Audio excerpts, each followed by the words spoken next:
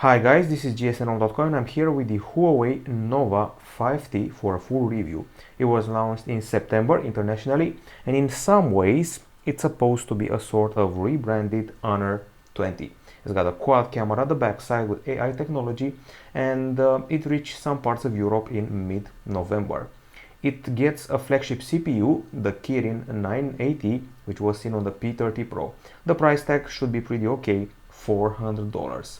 And we also have a selfie camera in a cutout, a trend that was started by the Honor View 20. First of all, I'm going to talk about the design. So the phone is a glass sandwich with a metal frame, glass at the front, glass at the back with a beautiful purple hue. And if you look closely, you can see the letters NOVA below the glass, and a pretty nifty way of catching the light as if it were a halo. Other than that, the measurements are as follows: 7.8 millimeters in thickness, 174 grams, aluminum for the frame, and the phone also comes in black and crush blue, aside from this beautiful midsummer purple. Now the handset itself is a bit on the slippery side, but luckily we also have a bundled case that comes with it. I would say that the power button is pretty comfy, even though it's flat and it includes the fingerprint scanner, and in the end I would say that the one-hand usage is pretty okay, at least for my hand. But once again, a bit slippery, so you may require a case. And I'm loving this hue and this texture here. Also, the camera protrudes a bit, so on a flat surface, it may not sit very well. Now, we're moving on to the display. It's an IPS LCD, 6.26 inches in diagonal, and the resolution is 2340 over 1080 pixels. It also has the 19.5:9 aspect, and the diameter of the cutout for the selfie camera is 4.5 millimeters. Now the actual viewing experience goes like this. Okay, it's a full HD video, 60 frames per second, and it's pretty catchy. It's immersive on account of the small bezels. The cutout for the selfie camera doesn't bother me one bit. Symmetry is okay. The colors are pretty vivid for an IPS LCD. Brightness is okay indoors at least. The contrast was a bit underwhelming in the sunlight, and legibility was, I would say, just okay. Also, wide view angles. And the blacks were lighter as usual compared to an OLED, but not exaggerately light like I've seen on other LCD panels. Now we also did some other tests, and let's see how those came out. So this is the pixel arrangement here of the RGB stripes variety, and this is the Lux Meter test with a top level of 369 lux units. And if you go here, we have a table of it. It's placed on the 250th spot, and it's not a very impressive result. Usually it takes 400 lux to pass our test. However, it beats the Huawei P20 Lite, Mate 20 Lite, and also the Huawei P30 Lite, as well as the Xiaomi Mi A2. It stays below the Xiaomi Redmi Note 8 Pro, Motorola One Vision, and also the Galaxy A50, to name just a few models on this list. Okay, so we're done with the screen. There are some extras here, extra tweaks to the brightness, color mode, temperature, eye comfort, and even the resolution if you want to save some power. So overall, I would say that they tried and made a bit of a compromise screen-wise. It could have been brighter, but in the end, indoors, it's fine. Now on the CPU front, what we're getting here is a familiar processor, the Kirin 980. That one is a flagship CPU seen on the Huawei Mate 20 Pro and also seen on the Huawei P30 Pro. In this case, it's accompanied by 6 GB of RAM and 128 GB of storage. There is no microSD card slot here. The good news is that the phone can run any game you throw at it. I'm including here Call of Duty Mobile, and also I'm including it PUBG Mobile and Free Fire. Now let's talk about the benchmarks. I should probably also mention that the phone does not overheat even after longer gaming sessions, so that's nice. And I mentioned benchmarks before. I'm going to start off with Antutu 8. This is the score we got in the Antutu 8 benchmark. This one means we surpassed the Xiaomi Redmi Note 8 Pro and also the Xiaomi Mi Note 10, but we stayed below the Xperia 5, which was to be expected. In Antutu 7, this is the score we got, beats Honor View 20, and the Razer Phone 2 stays below Huawei P30 Pro and the OnePlus 6. We also did a Geekbench 5 multi-core, pretty relevant. Surprise, surprise, we managed to beat even the Samsung Galaxy S10 5G and the Xiaomi Mi 9T. Other than that, I think I'm going to talk about the Graphical Benchmark. It's this one here. Not bad, above the Nokia 8.1, above the Galaxy A50, still below the Xiaomi Mi 90 and the Mi Note 10. Basically, it's able to beat most, if not all, the popular Xiaomi mid-rangers. It can fight all current mid-range phones. It can even beat some flagships, basically all of them from last year and some from this year. Now, when it comes to the heat, I have good news. You will not have problems with that. This is one example. 34.1 degrees Celsius in gaming, and in benchmarks 37.4 degrees Celsius, so no overheating. And this is the heat map with a special FLIR sensor. You can see here minimum, average and maximum temperature. We never passed a very high value, and the temperature is pretty widespread, and there was no very hot point, so that's nice. Good heat dissipation. On the battery front, a 3750 mAh battery, and let's see how it fared in our tests. We go back here to our sister site, battery, and here we go. We start off with video playback, which is not half bad, 13 hours and 1 minute. This means we're above the iPhone XR, iPhone 11 and Huawei Mate 20 Pro. We score below the Xiaomi Redmi Note 8 Pro and also the Motorola One Zoom and OnePlus 6T. And this is the video playback. When it comes to continuous usage, I would say we're doing fine with 9 hours and 3 minutes. It's a solid result in my book, superior to the Huawei Mate 20 Pro, Motorola Moto G7 Plus and Xperia XZ2. At the same time, it stays below the Motorola One Action and the Galaxy S10e. Now, the most surprising part about the phone's battery has got to be the charging. The 100% charging isn't a record breaker, 1 hour and 44 minutes, but I was surprised about the 30-minute charge brings the phone up to 51%. 1 hour charge, 85%, so color me impressed. Now we're moving on from the battery, which I would say it's okay for a high mid-range phone. We only get a singular speaker here at the bottom, and we do not get an audio jack. Instead, we get an adapter in the case. Now this singular speaker, we have put it to the test, and let's see what came out of that experience. Okay, so let's find the tune. Here we go again.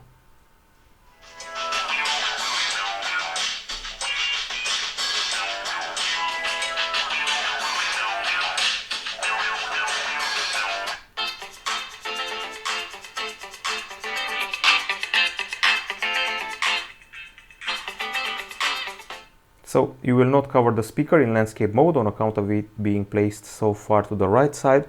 Other than that, I would say that the volume is very high. It's quite a loud experience. The bass is okay. Very good highs, no vibration, no distortion, except for when you're listening to songs which have guitar solos. At maximum level, there may appear some distortion. It's a full sound, it's a warm sound, and let's see some of those decibel meter tests. Now this is a pretty impressive one.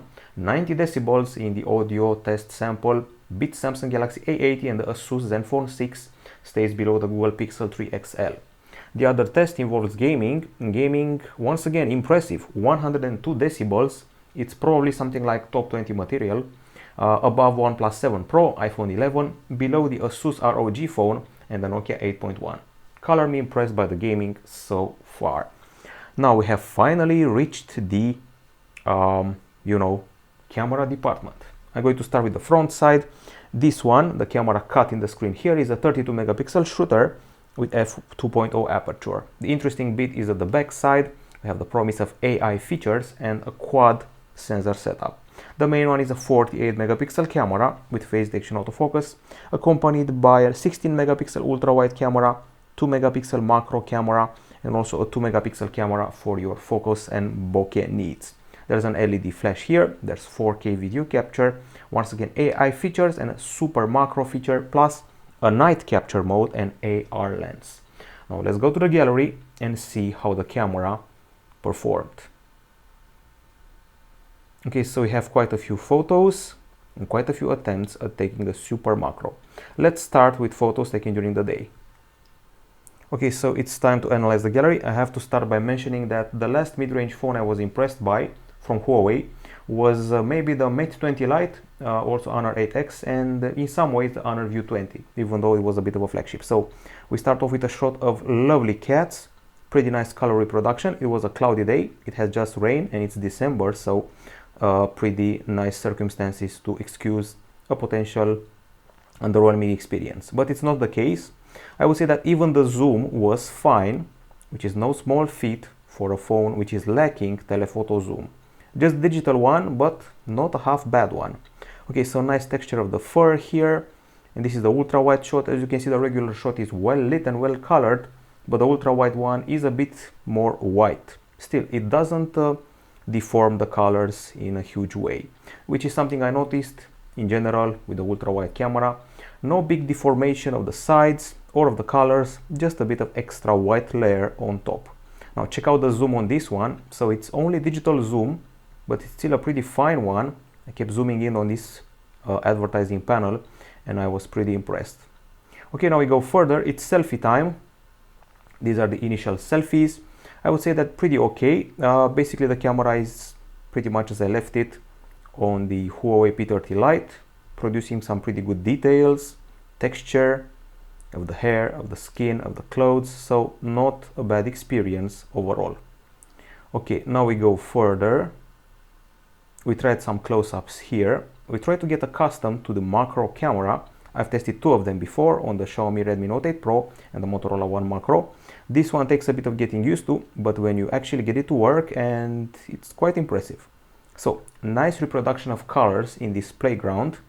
Once again, regular shot, ultra wide shot, no curvature or deformation of the sides, and also no deformation of the colors. The blue is the same as this one seen here, and also the green of the crocodile stays the same. Okay, let's go further. Extra close-ups with an extra level of detail, and check out the texture on this one. This rope, so for a $400 phone, I would say we're not doing bad at all. Even more selfies here with extra facial expressions, and we also tried out some bokeh in order to see how good is the camera when it comes to blurring the background. In the end, I would say it's pretty good, even though sometimes it creates artificial blur around my head. It also has multiple effects which are applied, like swirls, discs, or hearts, or things like that. Okay, so in the end, good separation, even though at times it can eat into the wire of the headphones. As you can see here, it also eats a part of your hair. That's on account of the not so proper lighting. When I had proper lighting, I was more impressed by the results. Speaking of impressed, excellent close-ups of water droplets on a toy. So this phone is actually very good for close-ups. Now even more colors here. Overall, I'm pretty impressed so far. Tried out here more bokehs, this time with the back camera, which handles the separation of the planes better than the front one, as you probably expected, aided by that extra bokeh cam. And these are the selfies I was talking about. When the sun is shining on your face, you can improve your separation of the planes, and the headphones will no longer get blurred. So make sure you take a bokeh where there's plenty of sun. I have tried multiple times taking macro shots, but then I saw a tutorial online and it teach me how to do it, and then I was able to pull it off like this. This is a proper macro shot, a super macro shot with a 2 megapixel camera at the back side, and it's frankly better than I expected. Be advised, you should watch the tutorial online, you'll be impressed with the results. It's better than the Xiaomi Redmi Note 8 Pro one, and pretty much on par with the Motorola One Macro one, if not better on account of the lack of noise, which is to be expected for such a raw resolution. My conclusion for the camera is that it beats the Huawei P30 Lite overall and can fight the Xiaomi Redmi Note 8 Pro and also the Motorola One Macro experience, also the Motorola One Vision, and why not also Motorola One Action. So basically all the major Motorola One series devices. These are daytime shots.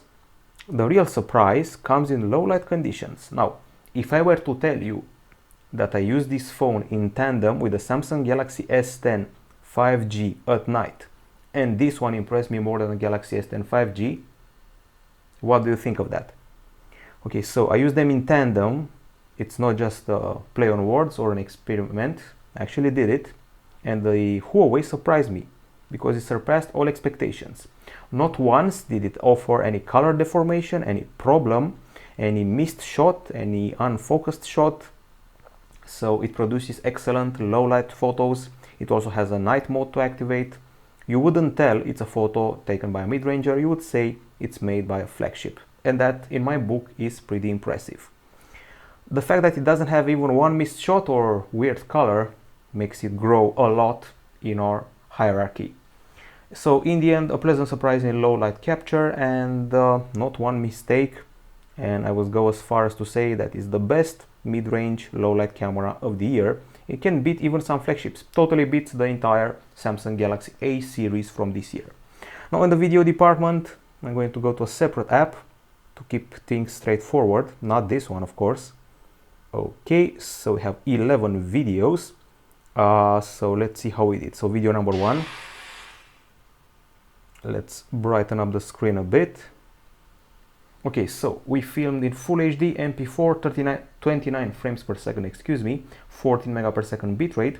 I would call the colors okay, not as vivid as the photo ones, but the scenery was also pretty bleak. Decent clarity, not a bad zoom at all, and good focus. Okay, we also tested the stabilization by walking around a bit. This is the test number 1 on a flat surface. I don't see any flicker or refocus or problem, although when you're descending stairs things may change a bit. Okay, electronic stabilization, actually better than the optical one from the Motorola One Vision, believe it or not. The colors, nicely calibrated my view, a nice change of exposure when panning, the focus is top notch. Usually Huawei phones may take good photos but they don't film so well. Well, this one breaks the curse, and for a mid-range phone it actually films very nicely. Even more colors here. And guess what, if you're watching the 4K video, it has 34 mega per second bitrate, good colors, excellent clarity. Some of the 4K videos here can easily equal the Huawei P30 Pro, that's no small feat. And finally, selfie video goes like this. Now, there's a bit of flicker here and there, the colors and exposure are okay, and the microphone was, I would say, top notch. The background behind me is a bit too white, but less than I've seen on other phones. I also played around with the AR lens option, just for kicks. So it's one of the very few Huawei phones which films excellent in an excellent manner. The best filming I've seen on a mid-range phone since the Honor View 20, that's for sure. And when it comes to the low light, once again, results are pretty impressive. Including zoom, believe it or not. Of course, when you're walking around, there's a bit of flicker, but overall, color me impressed. It's a mid-range phone, folks, and I'm the one complaining about the Huawei P20 Pro, Mate 20 Pro, and P30 Pro that they don't film as good as the Samsung phones. This one apparently makes a difference. We're done with the camera. It's able to beat all the Motorola mid-range phones from this year, that's my conclusion, and it can also beat quite a few Xiaomi Redmis, if not all of them except for the Mi Note 10. Now we go to the connectivity, USB Type-C port at the bottom and a microphone next to it, another microphone at the top, infrared emitter. It's a dual SIM phone with nano SIM card slot. It also has 4G LTE and Wi-Fi dual band, and it does not have an audio jack. There is also Bluetooth 5.0 here and Bluetooth Low Energy, also GPS dual band, AGPS, there's also GLONASS, Beidou and Galileo, as well as NFC. The calls were pretty loud and clear, even though we have a small earpiece at the top. And we also did a speed test, and believe it or not, the results were above expectations once again. So you can see the results here, and they're all in the 200 mega per second range, which is pretty impressive no matter what your expectations were. Now when it comes to the Wi-Fi, we went as high as 282 mega per second in download, 25.6 mega per second in upload, pretty nice. And when it comes to the 4G, 264 mega per second in download and 67.3 mega per second in upload. I would say this one actually broke a few records, and it's on par with some of the flagships I've seen out there, if not better. Now on the software front, we're dealing here with Android 9.0 Pie with EMUI 9.1 on top. We got a Google feed on the leftmost area, on the leftmost home screen. Got a multitasking like this with a carousel, and you can also do a split screen with 2 applications. Other than that, the interface remains colorful and playful. You've seen EMUI like this on the Mate 20 Pro last year, and if you swipe to the bottom, you can see the notifications, and also the useful quick settings. We even have a screen recorder, eye comfort, and screenshot, to name just a few. Now if you pinch the screen, you're going to see the wallpaper, widgets, transitions, and home screen settings, and widgets have stayed the same pretty much for the last 2 or 3 Emotion UI versions. Now it's a clean interface, but it doesn't have an app drawer, so all the apps are placed on the home screen. Speaking of apps, you can find an optimizer, which is quite useful here with recommendations and one-tap optimization. We have the themes, we have the Google Suite. Yes, this one has it, no controversy here.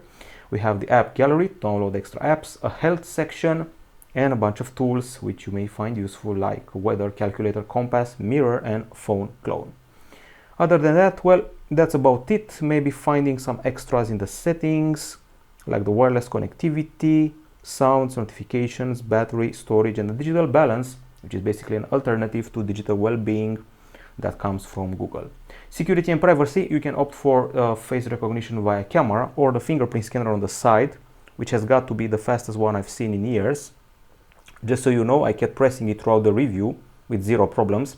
Now if I press it with another finger, there may be problems, but as you can see, 0 problems when the finger is the proper one. Just a mild touch, it's already unlocked. One of the best side fingerprint scanner I've ever seen.